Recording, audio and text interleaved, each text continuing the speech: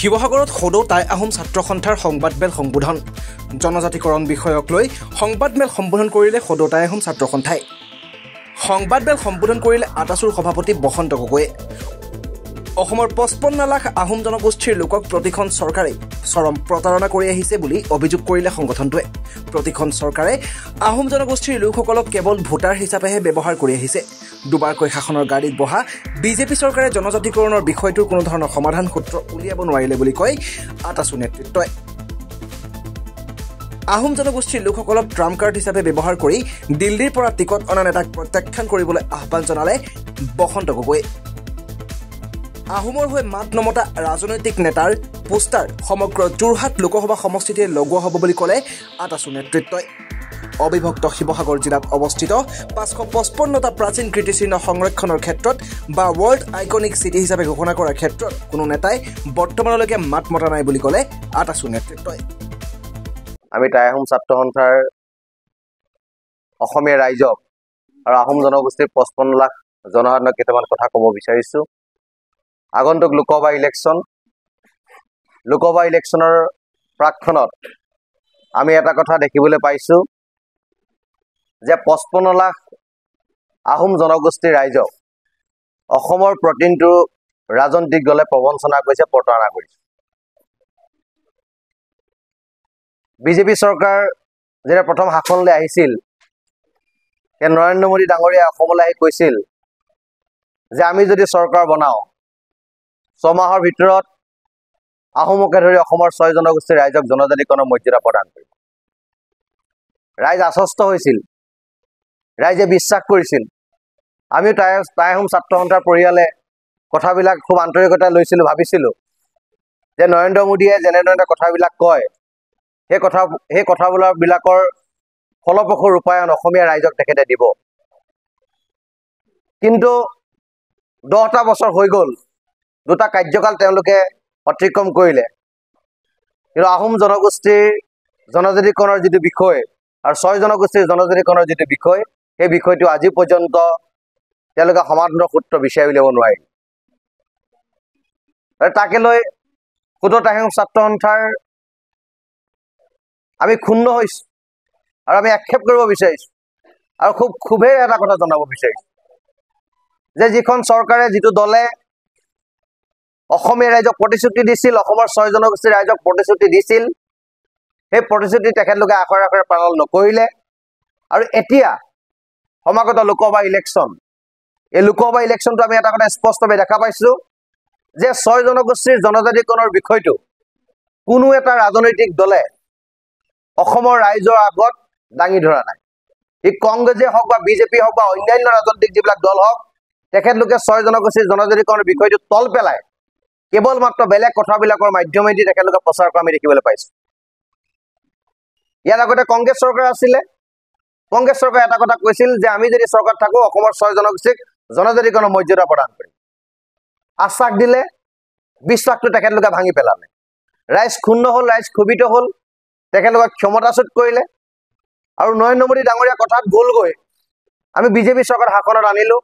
আৰু বিজেপি চৰকাৰে এতিয়া আমাক এটা ৰাজনৈতিক মেয়ৰ পাছত বন্দী কৰাই এই জনজাতিকৰণৰ বিষয়টো তেখেতলোকে তল পেলাইছে আৰু আমি অতি ক্ষোভ আৰু আক্ষেপেৰে ক'ব বিচাৰোঁ যে অসমত যিকেইটা ৰাজনৈতিক দলে প্ৰচাৰ কৰি আছে বিজেপিয়ে হওক কংগ্ৰেছে হওক বা অন্যান্য যিবিলাক ৰাজনৈতিক দল আছে তেখেতলোকে 6 জনগোষ্ঠীৰ জনজাতিকৰণৰ বিষয়টোৰ বিষয়ে এটাও কথা কোৱা আমি দেখিবলৈ পোৱা নাই আৰু তেখেতলোকে এই বিষয়টোৰ পৰা ফালৰি কাটিব বিচাৰিছে আনহে নালাগে 6 জনগোষ্ঠীৰ জনজাতিকৰণৰ বিষয়টো যেতিয়া সাংবাদিকে শিৱসাগৰত প্ৰচাৰ কৰি থকা বিজেপি দলৰ প্ৰাৰ্থীজনক সুধিছিল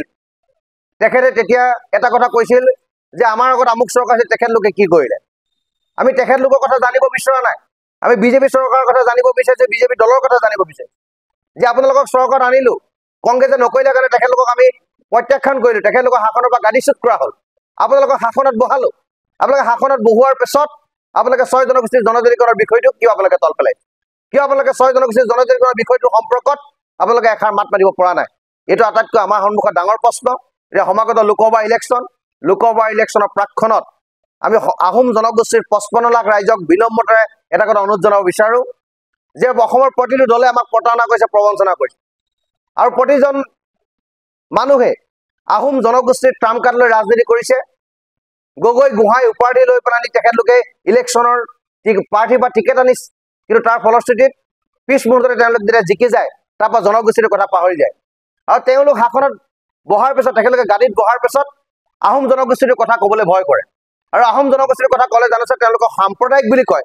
জনগোষ্ঠীয় চিন্তা চেতনাৰ মাজত আবদ্ধ থকা একজন জননেতা বুলি কয়। সেই ভয়ত তেখেতলোকে মাতবিলাক নামাতে। গতিকে এইটো আহোম জনগোষ্ঠীৰ কাৰণে পৰিতাপৰ বিষয় আৰু আহোম জনগোষ্ঠীৰ কাৰণে এটা লজ্জাজনক বিষয়। গতিকে সেইকাৰণে মই এই লোকসভা ইলেকশ্যনৰ প্ৰাক মুহূৰ্তত টাই আহোম ছাত্ৰ সন্থাৰ মজিয়াৰ পৰা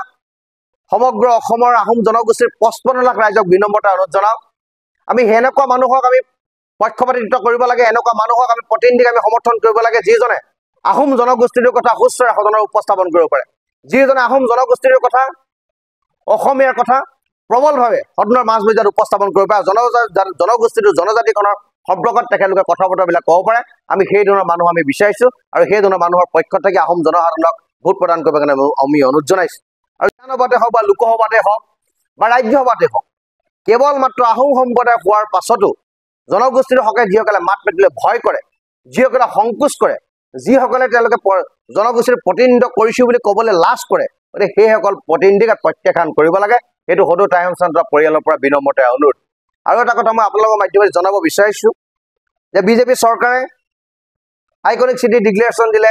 শিৱসাগৰক, কিন্তু আইকনিক চিটি ডিক্লেৰেশ্যন দিয়াৰ পাছত আজি পৰ্যন্ত কামবিলাক নহ'ল। এতিয়া সমাগত লোকসভা ইলেকশ্যন, তেওঁলোকে কৈছে নেকি যে এজনেতো আমাক কোৱা নাই যে আইকনিক চিটি সম্পৰ্কত আমি এইটো কাৰ্যপন্থা হাতত লৈছোঁ, আইকনিক চিটি সম্পৰ্কত আমি ইমান টকা ফাণ্ড আমি ডিক্লেৰেশ্যন দিছোঁ, ইমানখিনি ফাণ্ড আমি আনিবলৈ সক্ষম হৈছোঁ, ইমানখিনি কাম আমি অগ্ৰগতি লাভ কৰিছোঁ, এই কথাবিলাক কিন্তু তেখেতলোকে কোৱা শুনা নাই। আনে নালাগে 555টা আহোম প্ৰাচীন কীৰ্তিচিহ্ন থকা এইটো অঞ্চলত যে বিজ্ঞান বা সংৰক্ষণৰ শোভাবৰ্ধনৰ কাৰণে তেখেতলোকে কোনো বিধিগত ব্যৱস্থা লোৱা নাই, আৰু এজন প্ৰতিনিধিও এই কথাবিলাক কোৱা আমাৰ দৃষ্টিগোচৰ হোৱা নাই। সেইকাৰণে আমি আপোনালোকৰ মাধ্যমেৰে এটা কথা অনুৰোধ জনাব বিচাৰিছোঁ যে এইসকল লোকে,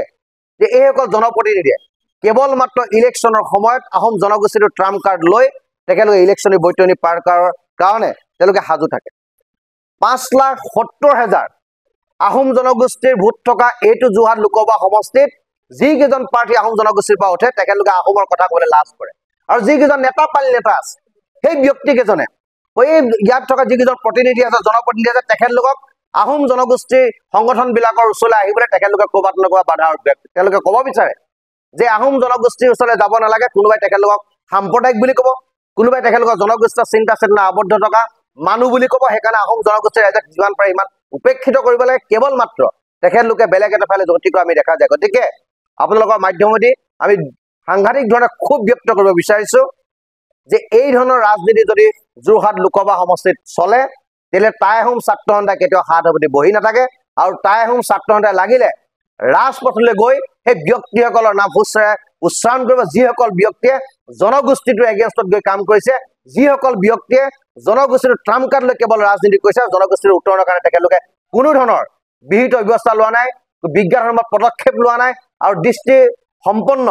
কামবিলাক কৰা নাই। গতিকে সেইসকল ব্যক্তিৰ এগেইনষ্টত টাই আহোম ছাত্ৰ সন্থাই কেতিয়াও হাত সাৱটি বহি নাথাকে। আৱশ্যক হ'লে সমাগত লোকসভা ইলেকশ্যনৰ আগে আগে সেইসকল ব্যক্তিৰ পোষ্টাৰ সম্বলিত ফটো আমি সমগ্ৰ যোৰহাট লোকসভা সমষ্টিত মাৰি দিম, যদিহে আহোম জনগোষ্ঠীৰ ৰাইজক এই ধৰণে প্ৰতাৰণা কৰে, এই ধৰণে প্ৰবঞ্চনা কৰে। এই কথাটো আমি টাই আহোম ছাত্ৰ মজিয়াৰ পৰা আপোনালোকৰ মাধ্যমেদি আমি সমগ্ৰ ৰাইজক এটা অৱগত কৰিব বিচাৰিছোঁ। আৰু তাৰ লগে লগে আৰু এটা কথা ক'ব বিচাৰিছোঁ যে অহা কালিলৈ আহোম জনগোষ্ঠীৰ 10টা সংগঠনৰ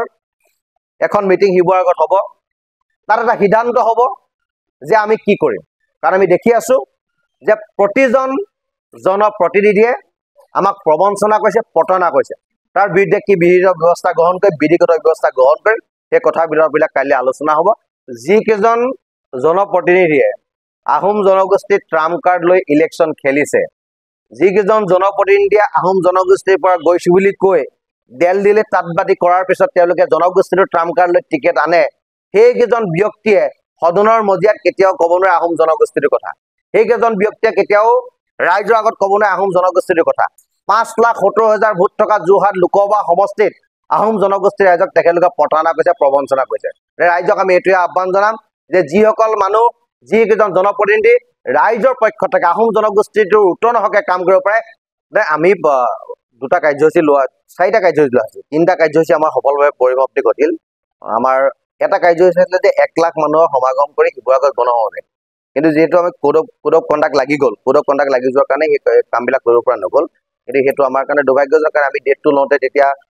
কোড অফ কণ্ডাক্ট লগা নাছিল, ইলেকশ্যনৰ কথা বতৰাবিলাক অহা নাছিল, যিহেতু আমি 2 মাহৰ আগতে কাৰ্যসূচী ঘোষণা কৰিছিল। কিন্তু কাৰ্যসূচীটো হ'ব, কিন্তু ইলেকশ্যনৰ পাছতে কাৰ্যসূচীটো। শিৱসাগৰৰ পৰা ফৰিদ আলীৰ ৰিপৰ্ট, NJ Media।